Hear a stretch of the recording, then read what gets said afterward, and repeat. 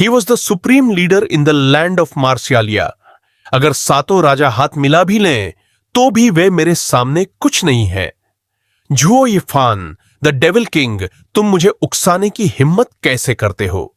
अन्य 7 राजाओं द्वारा मार्ग में रोके जाने पर डेविल किंग बोलता है, हे बरहो चूहों सोर्ड किंग, मैं 8 राजाओं में से पहला हूं, तुम सभी को मार गिराऊंगा।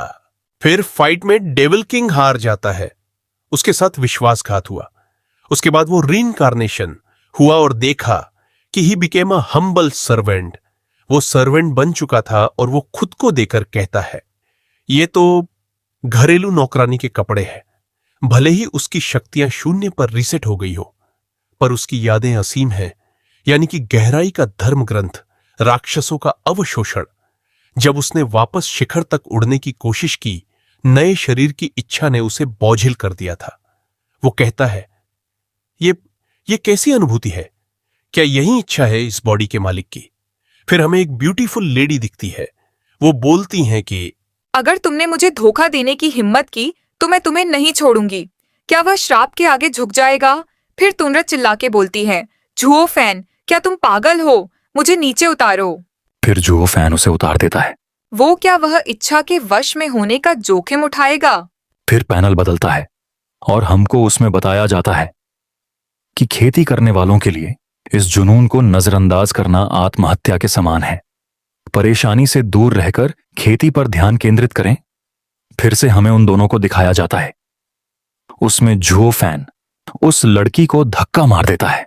वो लड़की जाकर ट्री में टकरा जाती है और जुओ फैन बोलता है, महाद्वीप के शीर्ष पर वापस जाने के लिए केवल बच्चे ही निर्णय लेते हैं।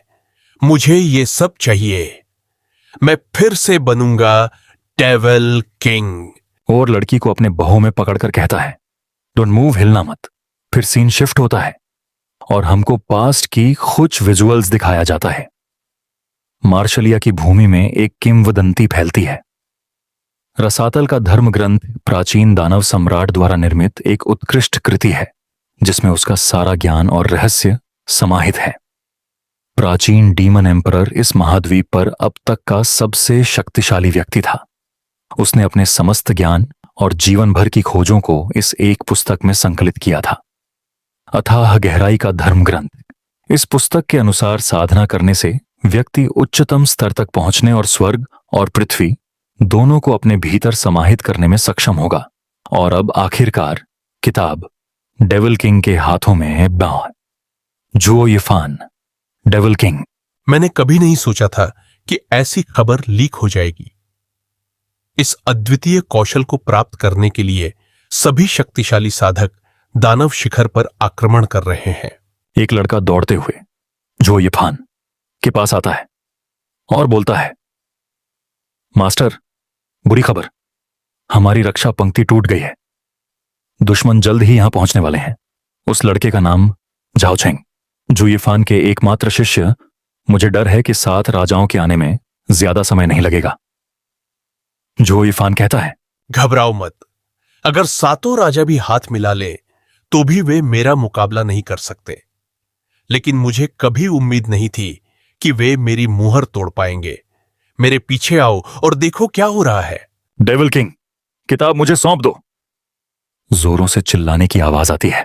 फिर जुओ यिफान कहता है, छी, सब हारे हुए लोग हो, तुम्हें हुक्म चलाने का कोई हक नहीं।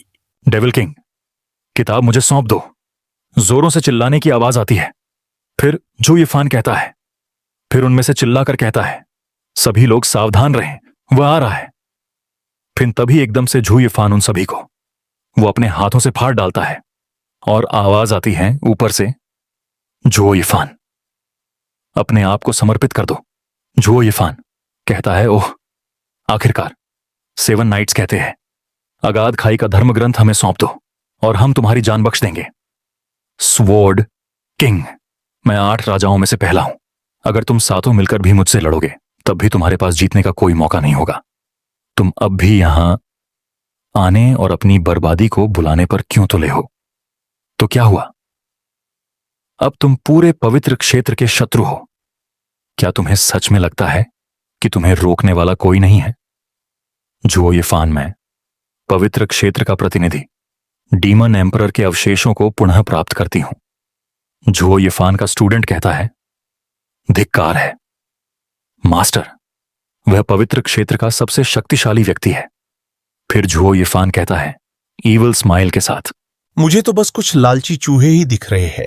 तभी पीछे से झाओ छेंग अपने मास्टर को पेल देता है और बोलता है, मास्टर जी कृपया आत्मसमर्पण कर दीजिए, आपको स्थिति को समझना बुझ होगा। तभी जुओ यिफान को समझ आता है और बोलता है, हड़बड़ा के ये तुम हो, तुमने ही जानकारी लीक की और उन्हें अंदर आने दिया। झाओ छेंग, क्यों? मैंने तुम्हें पाला पोसा और तुम्हारी देखभाल ऐसे की जैसे तुम मेरे अपने हो, लेकिन अब तुम मुझे धोखा दे रहे हो। झाओ छेंग कहता है, मास्टर आपने मेरे साथ काफी अच्छा व्यवहार किया, लेकिन जब आपको रसातल का ग्रंथ मिल गया तो आपको अकेले ही उसका अध्ययन नहीं करना चाहिए था। आपने मुझे कभी उसकी झलक भी नहीं दिखाई। जुओ यिफान कहता है, तो मैंने तुम्हारे लिए जो कुछ भी किया है वह धर्म ग्रंथ से कमतर है? झाओ छेंग कहता है, जब तक आपको लगता है कि कुछ सही है तुम्हें यह करना चाहिए, भले ही यह अनैतिक हो। क्या यही तुमने मुझे नहीं सिखाया मास्टर? मेरे नासमझ शिष्य, मैंने तुम्हें सब कुछ तब सिखाने का इरादा किया था जब मैं इसे पूरी तरह समझ लूंगा, लेकिन तुम बहुत अधीर हो। लगता है इस दुनिया में कोई भी मेरे भरोसे के लायक नहीं है। और जोरों से हंसकर कहता है, हा हा हा हा, बढ़िया बातचीत। अगर मुझे रसातल का धर्म ग्रंथ नहीं मिल सकता तो आप में से किसी को भी नहीं मिल सकता। और वो जोरों से पावर जनरेट करता है। झाओ छेंग कहता है, धिक्कार है, वह खुद को नष्ट कर लेगा। बूम, ब्लास्ट हो जाता है। फिर सीन शिफ्ट होता है और हमको दिखाया जाता कि कुछ लोग मरे होते हैं जमीन पर। जिधर देखो वहां खून ही खून होता है। और तभी उनमें से एक लड़के की आंख खुलती है और वो कोई नहीं बल्कि जुओ यिफान होता है। वो अपने शरीर को देखकर बोलता है कि शायद कोई ऐसा व्यक्ति जिसे ये शरीर मरने से पहले जानता था। ठीक है, क्यूआई एकत्र करने के क्षेत्र का दूसरा स्तर। फिर उसे एक सरसराहट आवाज सुनाई देती है पीछे से और वो मुड़ कर देखता है तो 4-5 भूखे जानवर उस पे एकदम से अटैक कर देते हैं। तभी जुओ यिफान ऑरा रिलीज करके उन मॉन्स्टर को भगा देता है और उधर ही एक आदमी बोल रहा होता है, मदद करो, मेरी मदद करो, जू प्रशंसक। फिर जुओ यिफान बोलता है अपने मन में कि ये कौन है? शायद कोई ऐसा व्यक्ति जिसे ये शरीर मरने से पहले जानता था। ठीक है, क्यूआई एकत्र करने के क्षेत्र का दूसरा स्तर। फिर वो उसके चेहरे पे हाथ रख के उसकी सारी एनर्जी सुख लेता है और वो आदमी तड़फड़ाकर बोलता है, आप क्या कर रहे हो? जुओ के प्रशंसक नहीं है। तुम कौन हो? तुम जुओ फैन नहीं हो। तुम कौन हो? फिर वो बोलता है, यह सही है, मैं नहीं हूं। मैं शैतान का राजा जुओ यिफान हूं, द डेविल किंग, अथाह गहराई का धर्म ग्रंथ, राक्षसों का अवशोषण। फिर वो आदमी मर जाता है। फिर हम देखते हैं कि डेविल किंग बैठे कर बोल रहा होता है, दानव अवशोषण अगाध रसातल के शास्त्र में सिखाई जाने वाली सर्वोच्च तकनीक है। यह अन्य लोगों की साधना को अवशोषित कर सकती है, हालांकि दूसरों की साधना मेरे शरीर को अस्वीकार कर देगी। इसलिए मुझे पहले उसकी छी ऊर्जा को राक्षसी रूप देना होगा ताकि मैं उसका उपयोग कर सकूं। क्या भूर हो गई है? मुझे विश्वास नहीं हो रहा कि क्यूई एकत्रीकरण क्षेत्र के स्तर 2 में किसी की साधना को आत्मसात करने में पूरी रात लग गई। फिर वो जो अपने हाथों में इकट्ठा किया है वो एक झाड़ डेक पर दे मारता है। बूम की आवाज आती है और वो ईवल स्माइल करके बोलता है, तलवारों के राजा झाओ छेंग, मेरा इंतजार करो।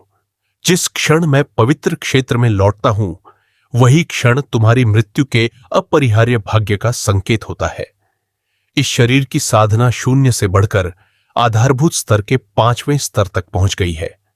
ऐसा लगता है कि मुझे पवित्र क्षेत्र में वापस जाने में ज्यादा समय नहीं लगेगा। और वो जाहिरा होता है। तभी वो नीचे देखते हैं और बोलता है, वहां कुछ हो रहा है। आवाज आती है कि सन, ज्यादा दूर मत जाओ गद्दार, ये बोला पेंग्यान, लुओ परिवार के अंगरक्षकों का कमांडर। और सामने वाला बोलता है, कमांडर पेंग, अपने आसपास देखिए, कृपया समझदारी से काम लीजिए। ये बोला सुनजे, लुओ परिवार के बटलर। फिर लुओ परिवार से लड़की बोलती है, मिस्टर सन, आप जानते हैं कि ड्रैगन पाम एक उन्नत विधि है जो लुओ परिवार में पीढ़ी दर पीढ़ी चली आ रही है। हम इसे तुम्हें नहीं देंगे, चाहे इसके लिए हमें अपनी जान ही क्यों ना देनी पड़े। छोटा वाला बोलता है, बहन मुझे मत रोको, मैं इस गद्दार को मार डालूंगा। लुओ परिवार के मुसीबत में होने में कोई आश्चर्य की बात नहीं है। पता चला है कि परिवार में एक गद्दार है। डेविल किंग सोचता है, लुटेरे, लुओ परिवार, इस नश्वर शरीर के पीछे छिपी दुर्भावनापूर्ण साजिशें, धत, इससे मेरा क्या लेना देना है।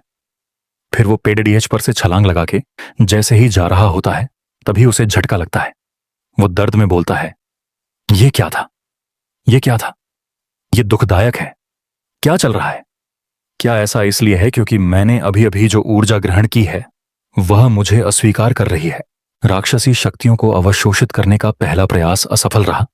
मुझे यह मत कहो कि यह शरीर इतना साधारण है कि इसे निखारने की जरूरत नहीं है। मेरी सांस लेने की गति, हृदय गति, सांस छोड़ना और सांस लेना सब सामान्य है। रक्त संचार बिल्कुल ठीक है। अजीब बात है, सब कुछ सामान्य प्रतीत होता है। असल मुद्दा क्या है? क्या ऐसा हो सकता है जैसा मैंने सोचा था? जैसे ही मैंने मिस लुओ को देखा, दर्द गायब हो गया। इसके विपरीत उसे छोड़ना, मेरे सीने में दर्द होगा। यह है, इस शरीर की यही इच्छा है। खेती करने वालों के लिए इस जुनून को नजरअंदाज करना आत्महत्या के समान है। मुझे इस शरीर की स्मृति को एकीकृत करने दो और यह देखने दो कि उसकी इच्छा क्या है। तुम्हारे पिता ने हमारे कुल के लिए अपने प्राणों का बलिदान दिया, हम इसे कभी नहीं भूलेंगे। अब से लुओ परिवार तुम्हारा परिवार है। किसी प्रशंसक को परेशान मत करो।